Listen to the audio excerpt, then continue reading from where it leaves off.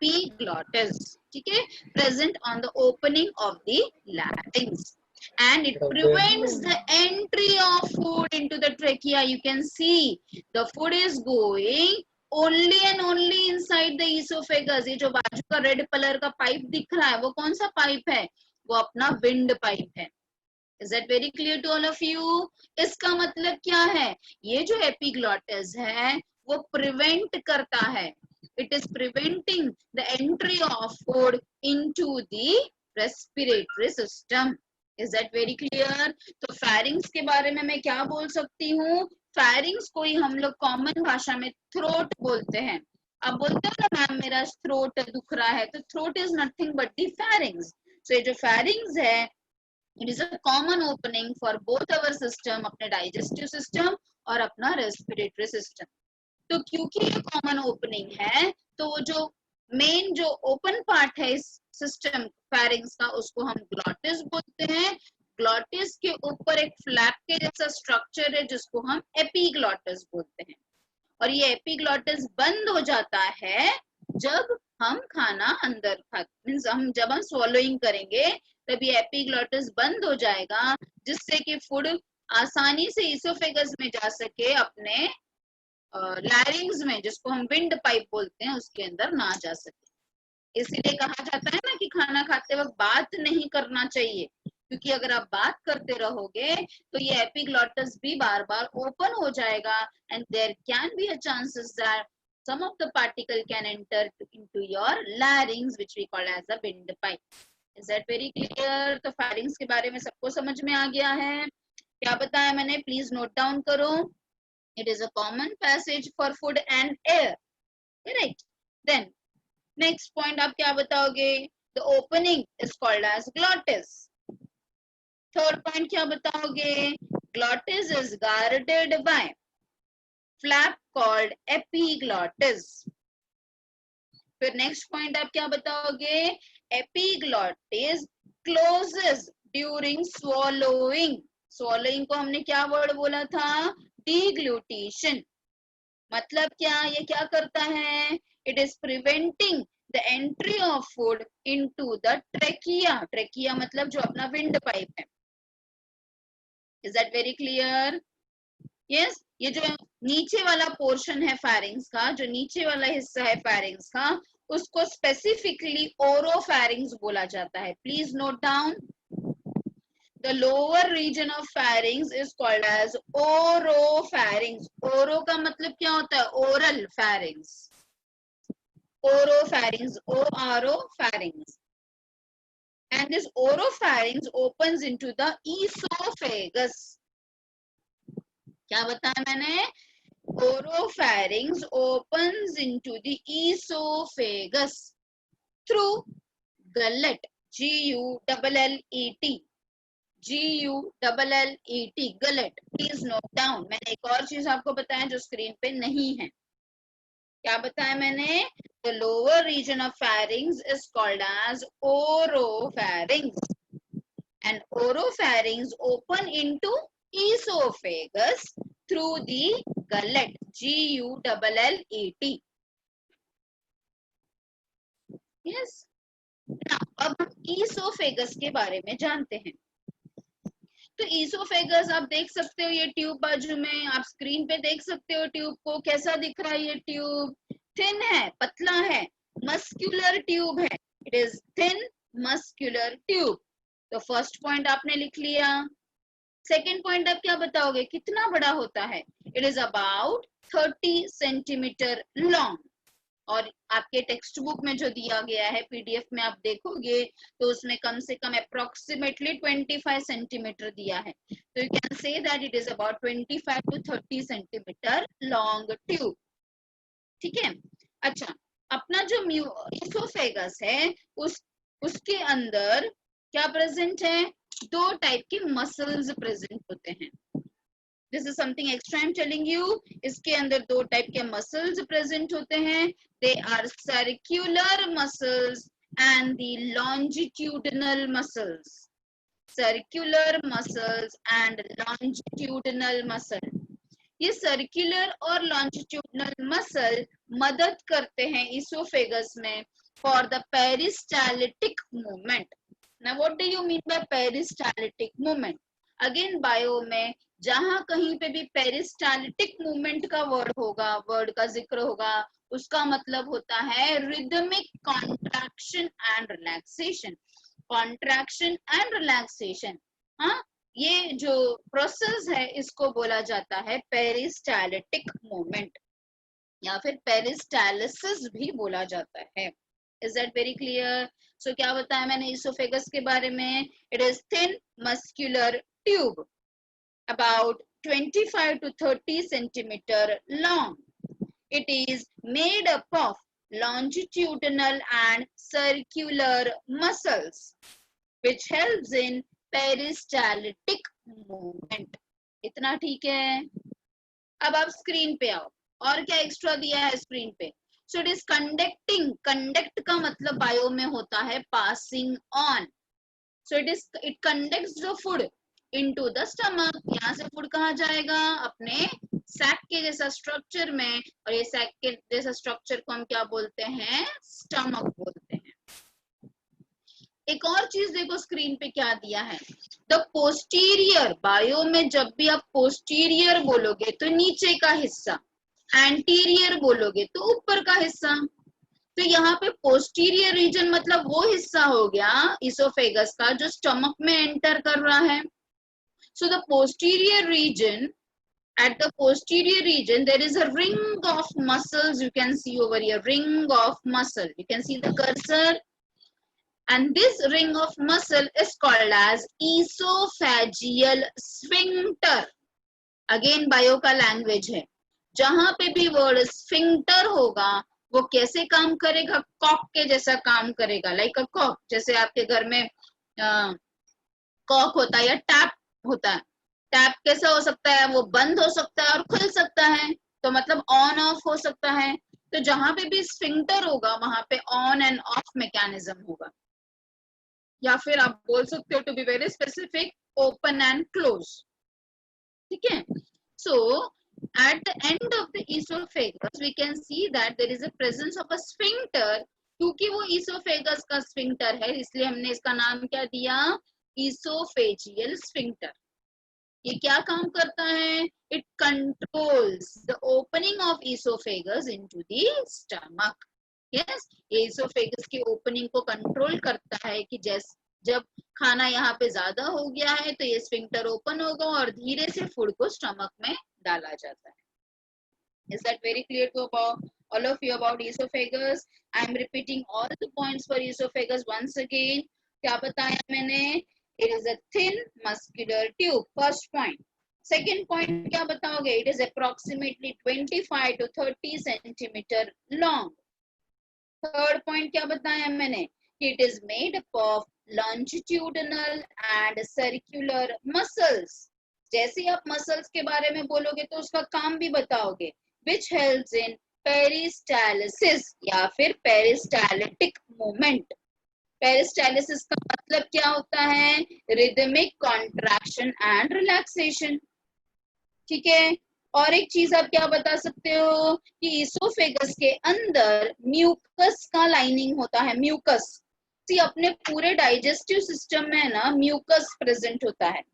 आप 11th standard के में ही आप एनिमल टिश्यू पढ़ोगे जिसके अंदर you will be learning that there is a special tissue cells called as goblet sales.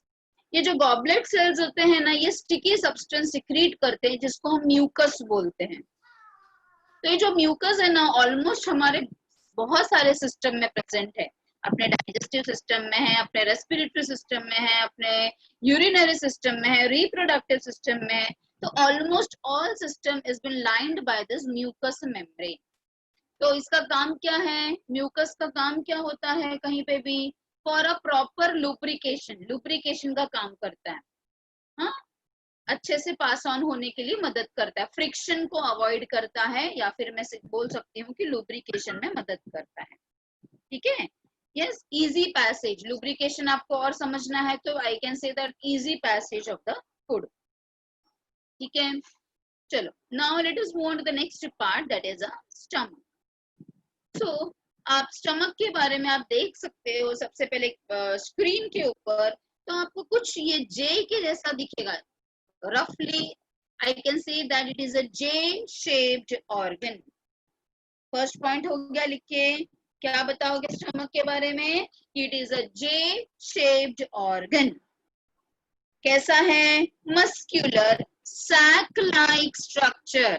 अच्छा, अब जब भी आप बायो में कहीं पे भी सैक बोलोगे, SAC, सैक, सैक का मतलब होता है बैग लाइक स्ट्रक्चर। जब भी आप कोई ऑर्गन को सैक या बैग बोलोगे, इसका मतलब आपको क्लिक होना चाहिए कि this organ is storing something. No doubt that storing will be for a temporary period, but yes, it is storing something. So see, I am telling that our stomach is again a muscular sac-like structure. It means it is storing the food for some time.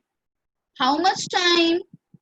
Till the digestion of the food in the stomach has been completed. जब तक food का digestion complete होता है, तब तक वो stomach के अंदर उतने देर फूड को स्टोर करके रखता है।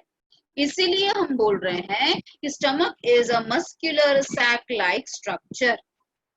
कितना बड़ा है? Again about 25 to 30 centimetre long, 25 to 30 centimetre long. अच्छा, अगर आप स्टमक को अच्छे से देखोगे तो हम देख सकते हैं this stomach is divided into 3 region. It is divided into 3 regions.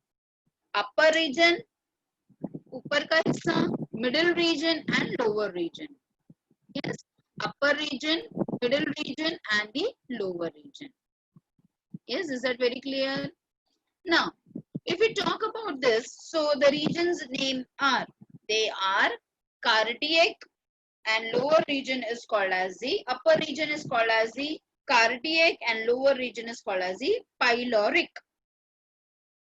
Yes, pyloric will lead into the small intestine.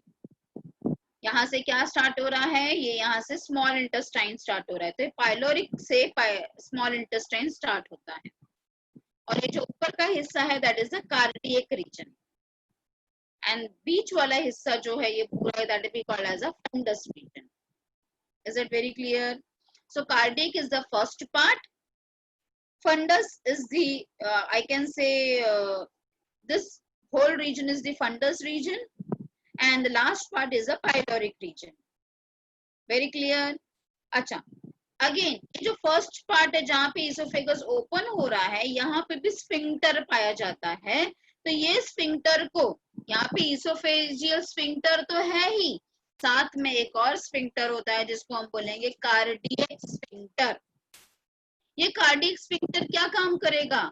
ये फूड को जो स्टमक में एक बार आ चुका है उसको वापस इसोफेगस में जाने से रोकेगा। तो how I can explain the cardiac sphincter? Cardiac sphincter prevents backflow of the food from stomach to esophagus. क्या बताया मैंने? Cardiac sphincter prevents backflow of food. Backflow of food from कहाँ से कहाँ? From stomach to esophagus. Backflow को medical term में एक और नाम बोला जाता है जो आपको भी समझना ज्यादा जरूरी है, कॉल्ड एज रिगर्जिटेशन।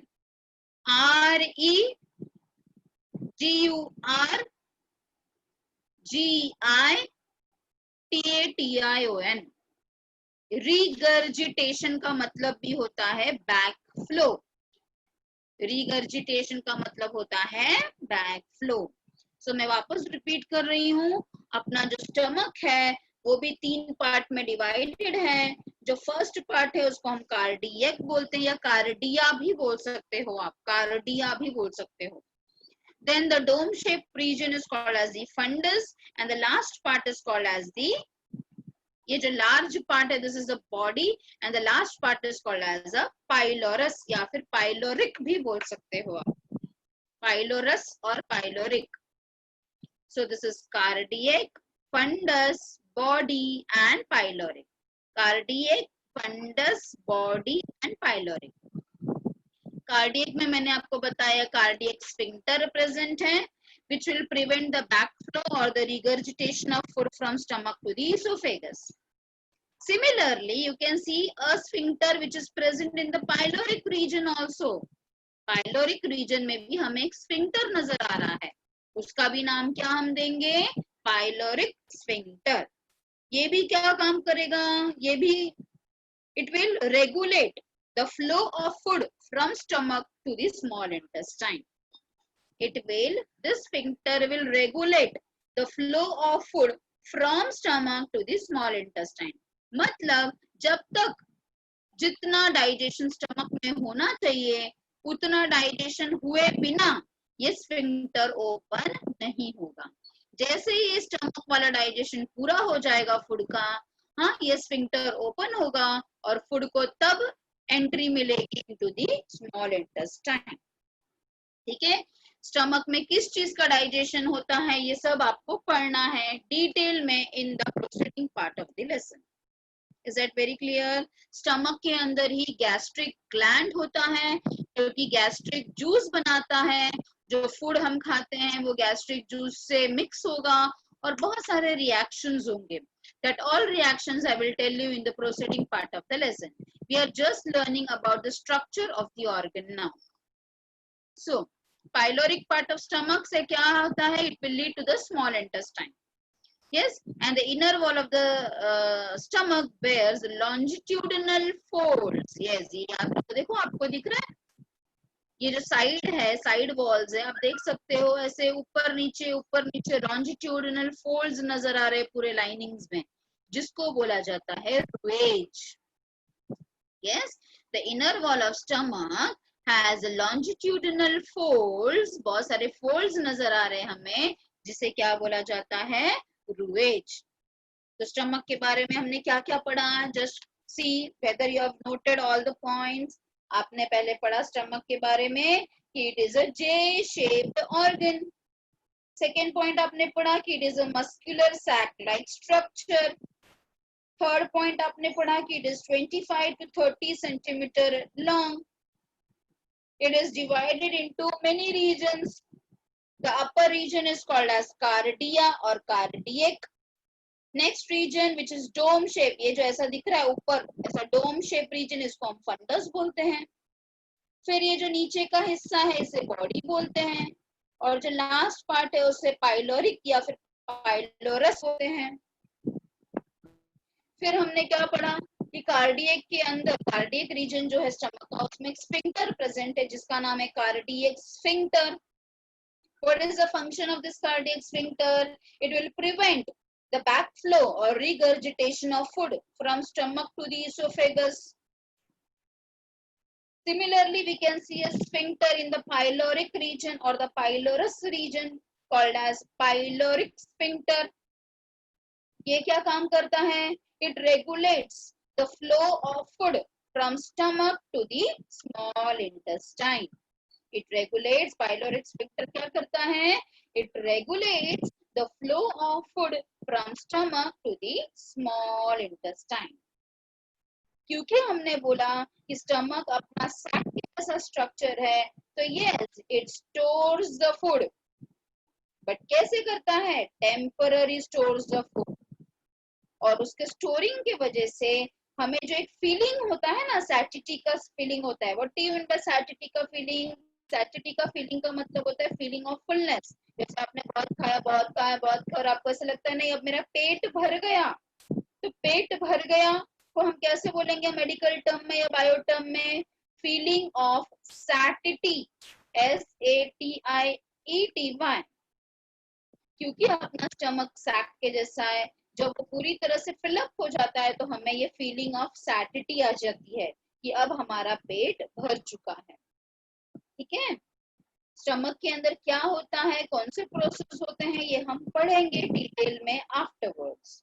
ठीक है, फिर भी मैंने आपको इन शॉर्ट बताया कि स्टमक के अंदर गैस्ट्रिक ग्लैंड होता है जिससे कि गैस्ट्रिक जूस फूड के साथ मिक्स होता है.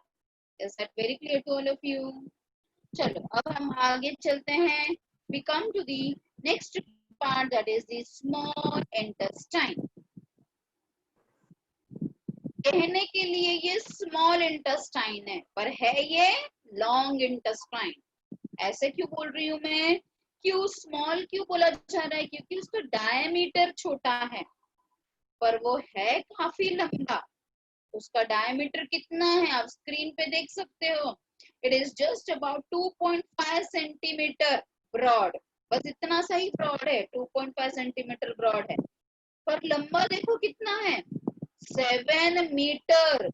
आपका जो एक हाथ होता है वो कम से कम एक मीटर होता है, तो वैसे आप सोचो 7 मीटर मतलब कितना लंबा हो गया।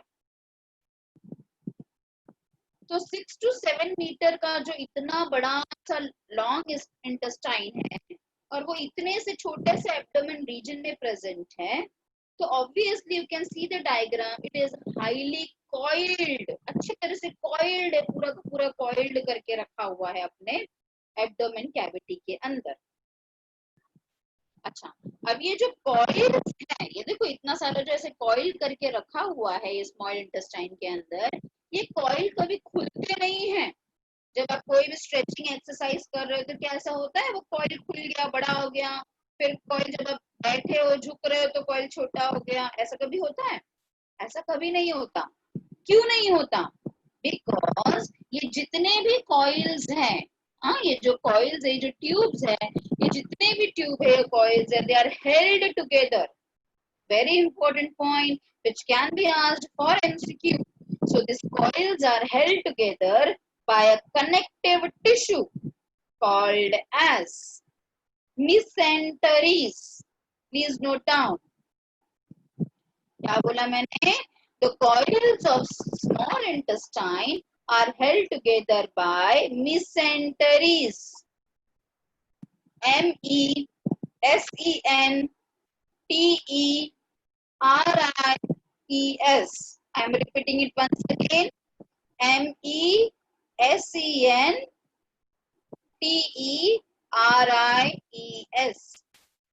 चलो मैं वापस एक बार रिपीट कर रही हूँ, क्या बताया मैंने?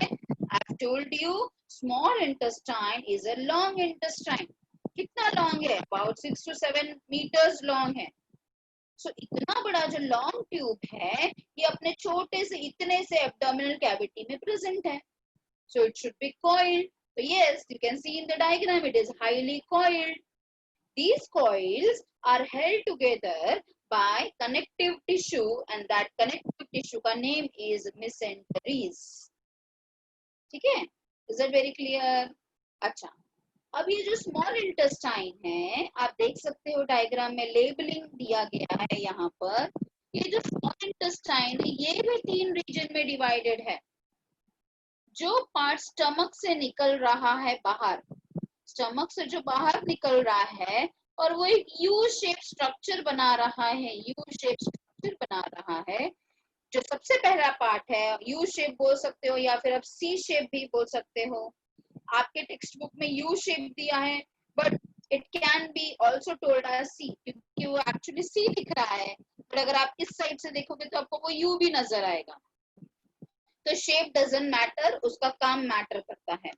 So you can say a C shape or a U shape structure, that name is duodenum. क्या है? Duodenum. Yes, duodenum. Please note down करो, plays a very important role. क्यों? क्योंकि जब आपको याद होगा, मैंने कल के लेक्चर में बताया था, तो डिओडेनम के इस साइड में जहां पे मैं कर्सर देखो घुमा रही हूँ, यहाँ पे लिवर था और यहीं पे नीचे पैनक्रिया भी था। तो लिवर और पैनक्रिया दोनों भी डिओडेनम के अंदर ओपन होते हैं। यस, लिवर और पैनक्रिया दोनों भी डिओडेनम के अंदर ओपन होते हैं। चलो मैं इसको अलग वे में बोल के दिखा रही हूँ, देखो समझ के लो। Bile duct and pancreatic duct opens into duodenum. Liver को बाइल डक्ट भी बोला जाता है। यस, क्योंकि वो बाइल बनाता है, बाइल जूस बनाता है, इसके लिए उसको बाइल डक्ट भी बोला जाता है। ठीक है, चलो नेक्स्ट पार्ट इज जेजुनम। ये जो दिख रहा है part, this is a jejunum part. और जो लास्ट पार्ट है, इसे हम क्या बोलते हैं? इलियम। सो स्मॉल इंटेस्टाइन के कितने पार्ट हो गए? Duodenum, jejunum, ileum. ठीक है, जेजुनम कितना बड़ा है? It is about 2.5 metres long होता है। सबसे छोटा डियोडेनम होता है। Duodenum is just about 26 centimetre long. Jejunum is 2.5 meter long and ilium is about 3.5 meters long. ठीक है, जेजुनम थोड़ा और नैरो होता है डियोडेनम से, और इलियम क्या होता है? It is ilium is little bit broader then jejunum. और इलियम किस में ओपन होगा? ये लार्ज इंटेस्टाइन के अंदर ओपन होगा. ठीक है, तो स्मॉल इंटेस्टाइन के 3 part, what are they? Duodenum, jejunum, ileum. Duodenum is a U shape, or you can say a C shape part. Yes, 26 centimeter long. Jejunum is about 2.5 meters long. It is narrower than duodenum, थोड़ा पतला है duodenum से. Ileum is 3.5 meters long. It is highly coiled, you can see, and it is little bit broader than the jejunum. और ilium किस में open होता है? Large intestine में ओपन होता है. Is that very clear to all of you? चलो next, let us move on to the next part. Now we will be seeing this part afterwards. फिर भी मैं अभी आपको बता दे रही हूँ, अगर आप स्मॉल इंटेस्टाइन को कट करोगे तो आपको ऐसा राउंड सेक्शन मिलेगा. और ये राउंड सेक्शन के अंदर आपको क्या नजर आ रहा है? विलाई. अगेन ये बायो का टर्म है. जहां पे भी आपको विलाई नजर आएगा, विलाई का मतलब होता है ऐसा फिंगर के जैसा प्रोजेक्शन. फिंगर के जैसा projection. Yes, finger like projections are called as villi. देखो यहाँ पे दिया है, बहुत सारे होंगे तो विलस, बहुत सारे होंगे तो सॉरी, एक होगा तो विलस और बहुत सारे होंगे तो villi. Yes, each villus has a brush border, and this brush border are made up of columnar epithelial layer. Columnar epithelium क्या होता है? आप एनिमल टिश्यू में डिटेल में पढ़ोगे. Which again provides are made up of this microvilli. उसके अंदर भी छोटे छोटे विलाइज है called as the microvilli. आप देख सकते हो विलाइज के अंदर क्या क्या है. It is having the network of capillaries, lymph vessels, and the lacteals. Lacteals का मतलब क्या होता है? Lacteals are formed after the digestion of fat. Fat के डाइजेशन के बाद लैक्टियल तैयार होता है. So again I am repeating, we are learning the section of small intestine. Section or TS का मतलब होता है transverse section of small intestine. जब आप ये ट्यूब को कट करोगे तो आपको राउंड सेक्शन नजर आएगा. तो आप देख सकते हो उसके अंदर बहुत सारे विलाइज प्रेजेंट है. विलाई का मतलब होता है फिंगर लाइक प्रोजेक्शन. और अगर हम एक विलाई को देखेंगे तो एक विलाई को विलस बोला जाता है. तो विलस के अंदर आप देख सकते हो ब्रश बॉर्डर्स प्रेजेंट है, and these brush bordered are called as the columnar epithelium. Please note down all this things, which are provided with again small villi called as the microvilli. उसके अंदर भी छोटे छोटे विलाइज हैं जिसको हम माइक्रोविलाई, मतलब विलाई के अंदर भी क्या प्रेजेंट है? माइक्रोविलाई प्रेजेंट है. विलाई तो बड़े बड़े फिंगर के जैसा प्रोजेक्शन, उसके अंदर भी छोटे छोटे फिंगर के जैसे प्रोजेक्शंस है जिसको हम माइक्रोविलाई बोलते हैं. और एक एक विलाई के अंदर की तरफ से क्या प्रेजेंट है? उसमें कैपिलरीज प्रेजेंट है और लिम्फ वेसल प्रेजेंट है. Sorry, capillaries and lymph vessel present hai. These capillaries and the lymph vessels are called as lacteals. Lacteals are produced after the digestion of fat. Fat के digestion के बाद lacteals बनता है. Yes, fat के digestion के बाद ही lacteals तैयार होता है या बनता है. I hope सबने screenshot ले लिया है इसका. Yes, all of you have taken the screenshot. अच्छा, so Rohit is asking me कि what is lymph? अच्छा, very good question बेटा. lymph का मतलब होता है जैसे अपने पास सर्कुलेटरी सिस्टम में ब्लड घूम रहा है, वैसे ही अपने पास लिम्फेटिक सिस्टम है. लिम्फेटिक सिस्टम, जब 12th स्टैंडर्ड में आप जाओगे ना तो आपको एक टॉपिक है जिसका नाम है सर्कुलेशन, जिसके अंदर आप ये पूरी तरह से पढ़ोगे लिम्फ वेसल के बारे में। तो अभी in short I will tell you कि जैसे अपने पास सर्कुलेटरी सिस्टम है जिसमें ब्लड घूम रहा है, वैसे ही अपने पास एक लिम्फेटिक सिस्टम है, उसके अंदर लिम्फ वेसल्स है, और लिम्फ वेसल के अंदर लिम्फ घूम रहा है। Lymph is nothing but a colourless fluid, colourless fluid, ठीक है, which helps in maintaining our immunity system, ठीक है। अभी के लिए सिर्फ इतना ही जान के रखो, जैसे ब्लड वेसल्स होता है वैसे लिम्फ वेसल्स भी होते हैं जिसके अंदर लिम्फ होता है। और जो लिम्फ वेसल अपने इंटेस्टाइन के पास होते हैं वो फैट को एब्जॉर्ब करते हैं। क्योंकि वो फैट को एब्जॉर्ब करते हैं, क्योंकि ये फैट जो एब्जॉर्ब किया जाता है वो व्हाइट कलर का दिखता है। फैट का एब्जॉर्प्शन के बाद ना वो वेसल कुछ व्हाइट कलर का दिखने लगता है, इसके लिए इसको नाम लैक्टियल दिया गया, क्योंकि लैक्ट का मतलब होता है white. Yes, lacteal. Is it very clear? I hope I have answered your question, ठीक है। चलो next is about the intestine. You can see these are the villi I wanted to show you all. Now the things will be more clear to you. See, देखो ये intestine है अपना। हाँ, जब आप उसको ओपन करोगे या कट करोगे तो आपको अंदर से ये कैसा नजर आ रहा है, बहुत सारे विलाय। जब आप विलाय को अच्छे से देखोगे तो आपको उसके अंदर भी छोटे छोटे छोटे छोटे नजर आ रहे हैं। देखो, these are the microvilli and this is the actual diagram. I hope the things are clear. हाँ, यस। और ये क्या है, ये लैक्टियल्स है। अभी यहाँ पे आपको येलो कलर में दिखाया गया है lacteals, but actually it is whitish in colour, इसके लिए इसको लैक्टियल्स बोल रहे हैं। और ये जो गैप होता है, ये जो स्पेस होता है, कहीं पे भी जो स्पेस होता है, ट्यूब का जो स्पेस है, जैसे आपके घर में पाइप है तो पाइप में का जो होल है, जहाँ से पानी आ रहा है, वो जो होल है ना उसको लुमेन बोला जाता है। अगेन ये बायो का टर्म है। तो इंटेस्टाइन का ये जो होल है जहां से ये फूड पास हो रहा है, इसको लुमेन बोला जाता है। तो लुमेन का मतलब क्या होता है, whole which helps in passing, ठीक है। तो just have a look once again, this is intestine. Intestine को अगेन हमने इसको इतने पार्ट को देखो, यहाँ पे बॉक्स में जो पार्ट है इसको मैग्नीफाई किया तो हमें इसके अंदर और क्या नजर आए, छोटे छोटे छोटे छोटे माइक्रोविलाइज। तो ये है क्या, actually this are nothing but the columnar epitheliums है।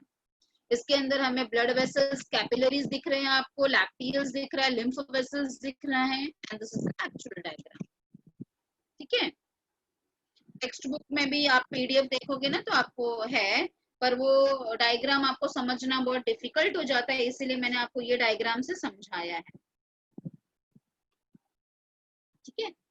नाउ आपके टेक्स्ट बुक में जो डायग्राम है वो यहाँ के लेबलिंग्स को भी नाम दिए गए हैं उसके। तो यहाँ के जो लेबलिंग्स होते हैं, that I will discuss afterwards, they are called as a serosa, submucosa and all, ठीक है। अब हम लार्ज इंटेस्टाइन पे चलते हैं। लार्ज इंटेस्टाइन जो है वो है तो लार्ज, पर लेंथ में छोटा है, तो it is actually a short intestine. Large intestine is a short intestine, ठीक है। क्या बताया मैंने, large intestine is a short intestine. कितना बड़ा होता है, it is just about 1.5 metres in length, और इसका डायमीटर बहुत बड़ा होता है, so it is having a wide diameter, इसके लिए हम इसको लार्ज इंटेस्टाइन बोल रहे हैं। और ये कितने पार्ट में डिवाइडेड है, caecum, colon and rectum, caecum, colon and rectum. तो पहले हम सीकम के बारे में जानते हैं। देखो, पहले जहां पे मैं कर्सर को मूव कर रही हूँ, ये जो पार्ट है इसको हम सीकम बोलते हैं।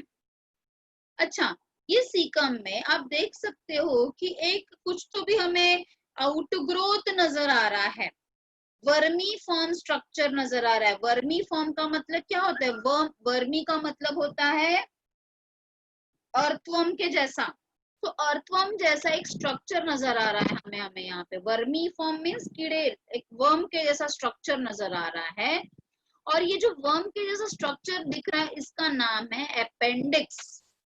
This vermiform structure is called as the appendix. कहाँ से अराइज हो रहा है? It is arising from the caecum.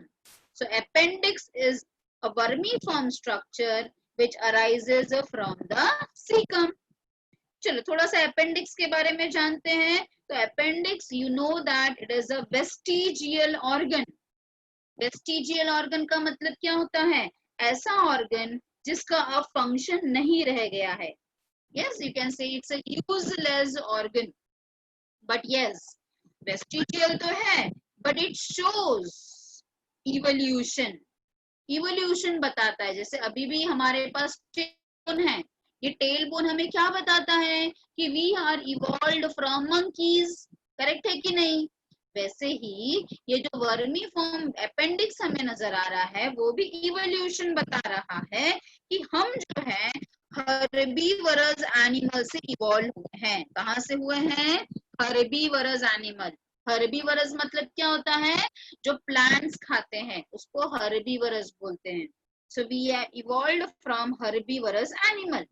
क्यों ऐसा हर्बीवरस एनिमल से? क्योंकि जो गाय भैंस ये सब जो है जो घास फूस खाते हैं उन लोगों के पास ये अपेंडिक्स जो है फंक्शनल है. फंक्शनल है मतलब क्या? ये कुछ न कुछ सिक्रीट करता है. तो क्या सिक्रीट करता है? Please note down that. appendix secretes an enzyme called as cellulase. Appendix secretes an enzyme called cellulase. CELLULASE. Enzyme called cellulase. Cellulase enzyme किसको डाइजेस्ट करता है? It is digesting cellulose. It is digesting cellulose. तो जो घास वगैरह है, yes, जो plant material है, they are rich in cellulose. ठीक है. तो इसके लिए उनको जो भी वो घास वगैरह खाते हैं उसका डाइजेशन किसके कारण हो पाता है? ये अपेंडिक्स के कारण हो पाता है. क्योंकि अपेंडिक्स सेल्यूलेज नाम का एंजाइम बनाता है जो कि सेल्यूलोज को डाइजेस्ट करता है. इनफैक्ट जो आपके पास पेपर है, paper is a plant made from plant, है ना? तो जो पेपर है that is also source of cellulose. अगर आप कोई कैटल को, कोई काउ और बफेलो को पेपर के साथ कोई चीज खिलाते हो पेपर के साथ, तो वो भी उसको डाइजेस्ट हो जाता है. कैसे हो जाता है डाइजेस्ट? क्योंकि paper is the source of cellulose. Correct है. अगर हमारे पास भी ये फंक्शनल होता तो हम भी बिना पकाए खा पाते. यस, हम भी लीफी वेजिटेबल्स को बिना पकाए खा पाते. Is that very clear to all of you? ठीक है. सो मैंने आपको क्या बताया? We have talked about caecum now. Caecum के बारे में मैंने बताया कि it is a blind sac. Blind sac का मतलब होता है बायो में जिसका कोई ओपनिंग नहीं है. इसको कोई ओपनिंग नहीं है ना, तो इसलिए हम इसको बोलेंगे ब्लाइंड सैक. ऐसा ब्लाइंड सैक है जिसके ऊपर एक वर्म के जैसा स्ट्रक्चर नजर आ रहा है जिसको हम बोलेंगे vermi form structure. Worm like structure. Vermi का मतलब होता है वर्म लाइक. इसलिए अर्थवर्म के कल्चरिंग को वर्मी कल्चर बोलते हैं. If you have heard anywhere, vermi का मतलब ही होता है worm.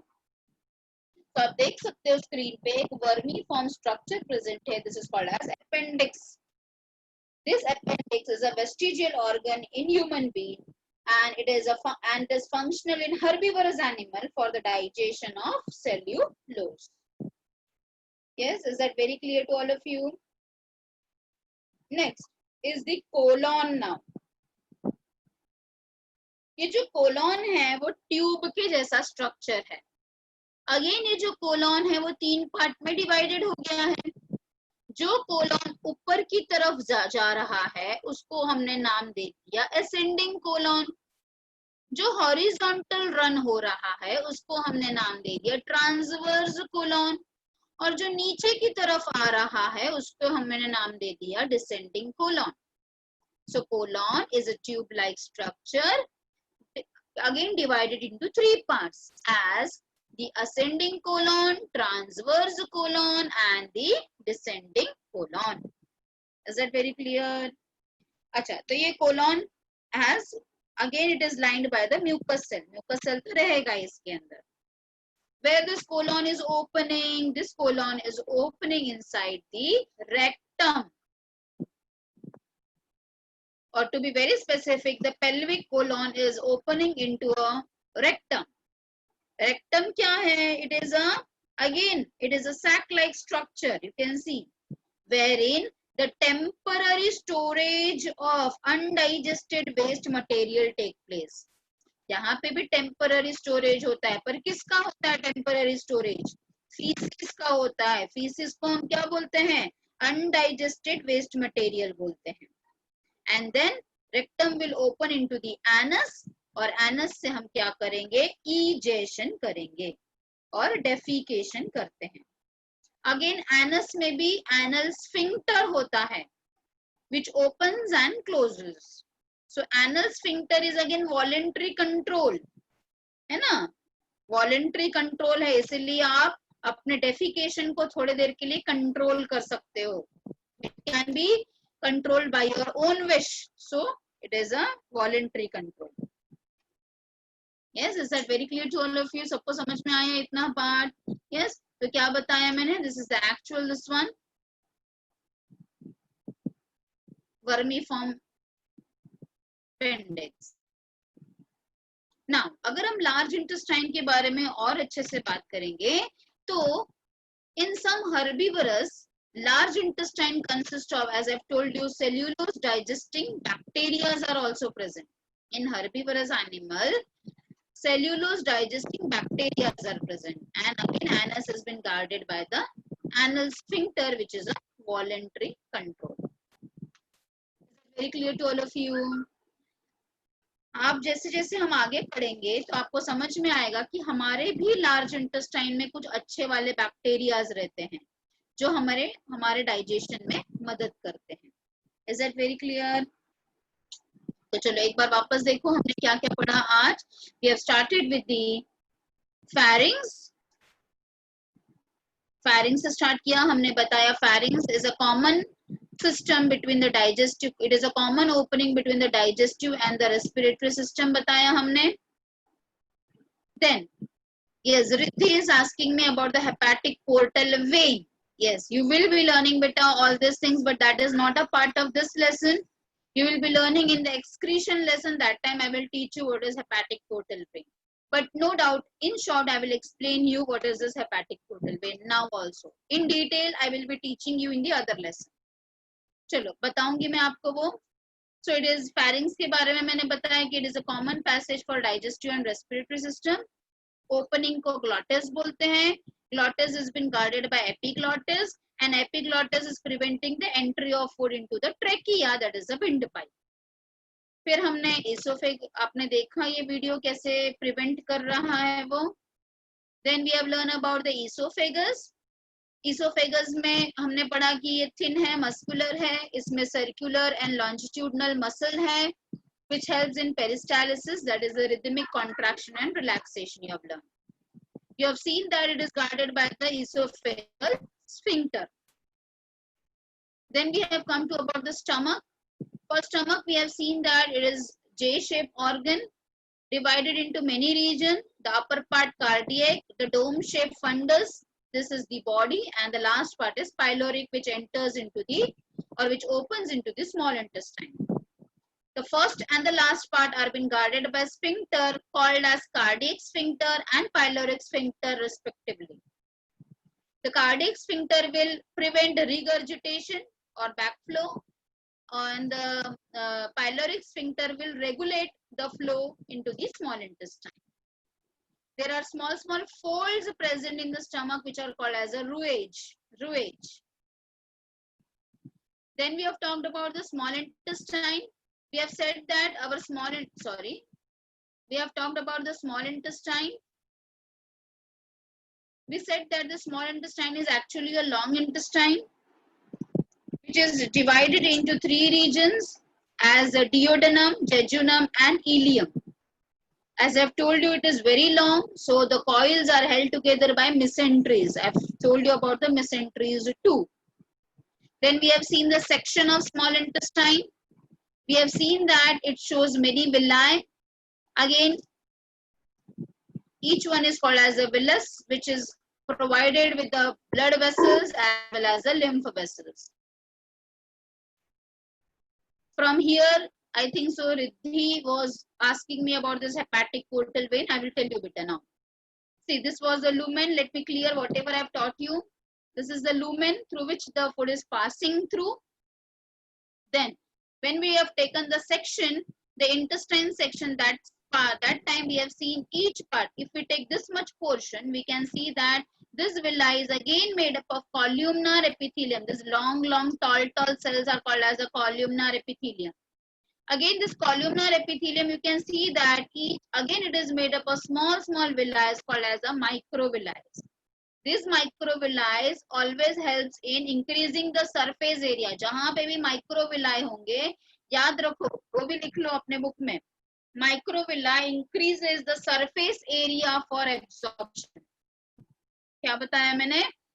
Microvilli increases the surface area. जितने ज्यादा folds होंगे, उतना ज्यादा surface area होगा for the absorption.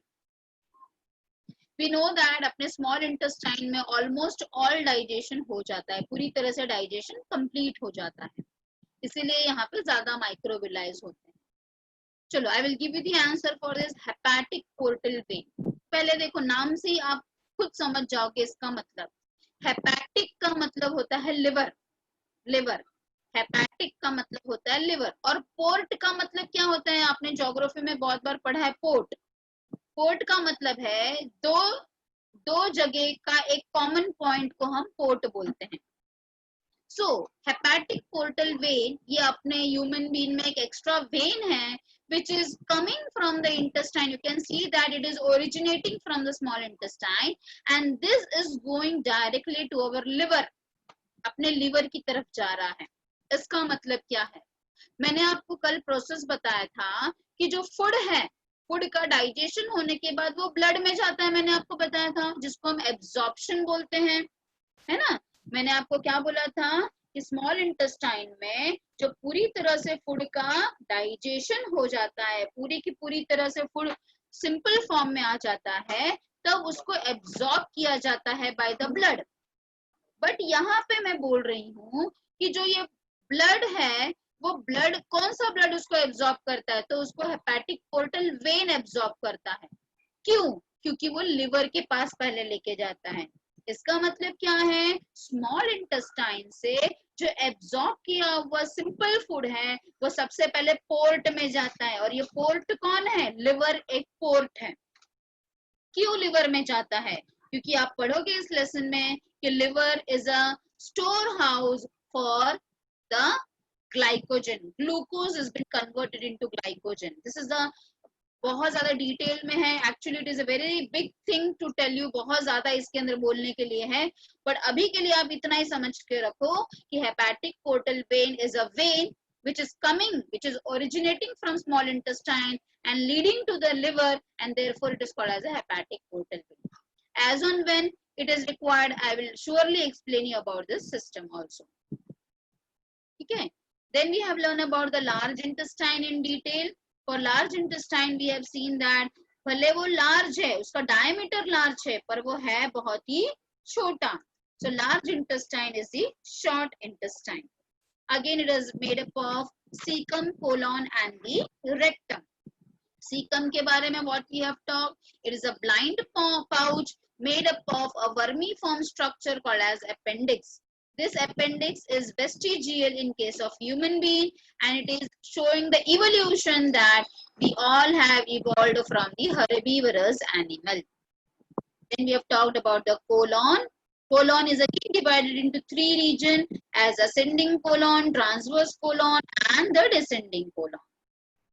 So the colon will end up into the rectum. Rectum is again a pouch-like structure which stores the feces temporarily. And from anus, the undigested waste material is removed outside the body, and that process is called as an egestion or defecation. So when we talked about the herbivorous animal, I've told you it helps in the digestion of cellulose, digesting bacteria. Okay? An anus has been guarded by the sphincter called as the anal sphincter. Anal sphincter, which is what? Which is voluntary in function. Is that very clear? Now, I will not teach you about the histology today because that will take more time. Yes. Now, this is a question for you all. Tell me about the answer for this question. Tell me the right. Which one should be the answer? Please text me. B. D. Is it D? Just check. B. Please check. क्या answer आना चाहिए? Is it D? Yes. Shubham has given the right answer. It is C. First, Shubham, cecum, colon and rectum. It is a part of what? It is a part of large intestine. Yes, it is a part of large intestine. Correct. ठीक है? तो please ऐसे ही आपको एकदम alert रहना है answer देते वक्त. फटाक से आंसर नहीं देना. You have to check all the things and then you have to answer. Is that very clear? So the answer is C. So tell me the next answer.